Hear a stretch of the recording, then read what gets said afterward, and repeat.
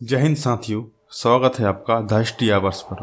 अगर आप इस चैनल पर नए हैं तो चैनल को सब्सक्राइब कर लीजिए। हिंदुस्तान एक ऐसा देश जहां पर आदिकाल से लेकर आज तक कई वंशों ने शासन किया। उनमें से एक था गुप्त वंश। गुप्त वंश का शासन भारत पर लगभग 310 वर्षों तक रहा और इस काल को भारतीय इतिहास का स्वर्ण युग कहा जाता है। गुप्त काल में ऐसा क्या खास हुआ जिसके कारण इसे स्वर्ण युग की संज्ञा दी गई, चलिए जानते हैं। गुप्त वंश की स्थापना 240 ईस्वी में श्रीगुप्त के द्वारा की गई। गुप्त वंश का साम्राज्य पूर्व में ब्रह्मपुत्र नदी, दक्षिण में नर्मदा नदी और उत्तर में कश्मीर तक फैला हुआ था। श्रीगुप्त के बाद घटोत्कच राजा बना। श्रीगुप्त और घटोत्कच दोनों ही स्वतंत्र शासक नहीं थे और किसी अन्य शासक के अधीन थे। घटोत्कच के बाद उनके पुत्र चंद्रगुप्त प्रथम राजा बने, गुप्त वंश के वास्तविक संस्थापक एवं एक स्वतंत्र राजा जिन्होंने महाराजाधिराज की उपाधि धारण की। चंद्रगुप्त प्रथम ने 319 ईस्वी में गुप्त संवत की स्थापना की। इन्हीं के शासन काल में सोने के सिक्कों का चलन शुरू हुआ। इनके सिक्कों पर माता लक्ष्मी का चित्र अंकित होता था। चंद्रगुप्त प्रथम के बाद भारत के नेपोलियन कहे जाने वाले समुद्रगुप्त राजा बने। समुद्रगुप्त ने अपने काल में 12 राजाओं को हराया था। समुद्रगुप्त के युद्ध की 3 नीतियां थीं: ग्रहण, मोक्ष और अनुग्रह, जिनमें ग्रहण मतलब शत्रुओं पर अधिकार, मोक्ष मतलब शत्रुओं को मुक्त करना और अनुग्रह मतलब राज्य को लौटाकर शत्रु पर दया करना था। समुद्रगुप्त के बाद गुप्त वंश के सबसे महान और प्रतापी राजा चंद्रगुप्त द्वितीय विक्रमादित्य का शासन प्रारंभ हुआ। चंद्रगुप्त द्वितीय के शासन काल को कला और साहित्य का स्वर्ण युग कहा जाता है। इनके दरबार में नवरत्न रहते थे, जिनमें महाकवि कालिदास जिन्होंने अभिज्ञान शाकुंतलम और मेघदूत की रचना की, धन्वंतरी जिन्होंने आयुर्वेद की रचना की, वराह मिहिर जिन्होंने ज्योतिष विज्ञान की रचना की और अमर सिंह जिन्होंने अमरकोश की रचना की आदि महान व्यक्तित्व रहते थे। चंद्रगुप्त द्वितीय विक्रमादित्य के शासनकाल में चीनी यात्री फाहियान भारत आया। फाहियान एक बौद्ध भिक्षु था और बौद्ध धर्म ग्रंथों की शिक्षा ग्रहण करने के लिए भारत आया था।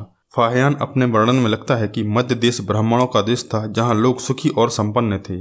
यहाँ मृत्यु दंड नहीं दिया जाता था और केवल आर्थिक दंड दिया जाता था। मध्य देश के लोग जीवित प्राणी की हत्या नहीं करते थे और न ही मांस, मदिरा, प्याज, लहसुन का सेवन करते थे। मध्य देश के लोग सुअर और पक्षियों को नहीं पालते थे और पशुओं का व्यापार भी नहीं होता था। बाजारों में बूचड़ खाने और मदिरालय नहीं थे। मध्य देश के लोग क्रय विक्रय के लिए कोड़ियों का उपयोग करते थे। फाहियान अपने वर्णन में आगे लिखता है कि मध्य देश में ब्राह्मणों का बोलबाला था, जिससे यह पता चलता है कि गुप्त वंश के शासक ब्राह्मण थे।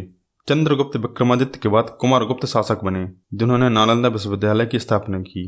कुमारगुप्त के बाद स्कंदगुप्त राजा बने, जो गुप्त वंश के अंतिम प्रतापी राजा थे। स्कंदगुप्त के समय ही भारत पर हुनों के आक्रमण शुरू हुए और गुप्त वंश की शक्तियां क्षीण होती गईं। स्कंदगुप्त के बाद क्रमशः पुरुगुप्त, कुमारगुप्त द्वितीय, बुद्धगुप्त, नरसिंहगुप्त, भानुगुप्त, वैन्यगुप्त, कुमारगुप्त तृतीय और विष्णुगुप्त शासन बने, जिनमें से भानुगुप्त के समय सती प्रथा का प्रथम साक्ष्य मिलता है।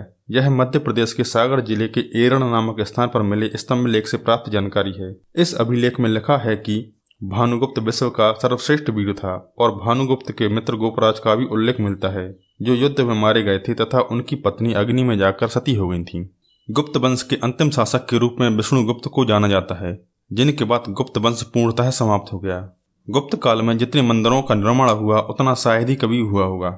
गुप्त काल में निर्मित हुए कुछ प्रमुख मंदिर हैं: सांची का मंदिर, तिगवा का विष्णु मंदिर, तिगवा का कंकाली देवी मंदिर, एरण का विष्णु मंदिर, नचना कुठार का पार्वती मंदिर, भूमरा का शिव मंदिर, पिपरिया का विष्णु मंदिर, देवगढ़ का दशावतार मंदिर, भीतरगांव का कृष्ण मंदिर, सिरपुर का लक्ष्मण मंदिर, नागौर का शिव मंदिर और मणिनाग का मंदिर। इसके अलावा शतरंज की खोज, शून्य की खोज, ग्रहों की गति और पृथ्वी की सूर्य से दूरी की खोज भी गुप्त काल में हुई थी। गुप्त काल की शासन व्यवस्था और सामाजिक संगठन भी उच्च स्तर के हुआ करते थे। इन सभी तथ्यों के आधार पर हम कह सकते हैं कि गुप्त काल वास्तव में भारतीय इतिहास का स्वर्ण काल था। आपको यह जानकारी कैसी लगी हमें कमेंट करके जरूर बताएं। वीडियो को लाइक और आपके अपने चैनल द हिस्ट्री आवर्स को सब्सक्राइब करना बिल्कुल ना भूलें। इसी के साथ मिलते हैं आपसे अगले वीडियो में। जय हिंद, वंदे मातरम।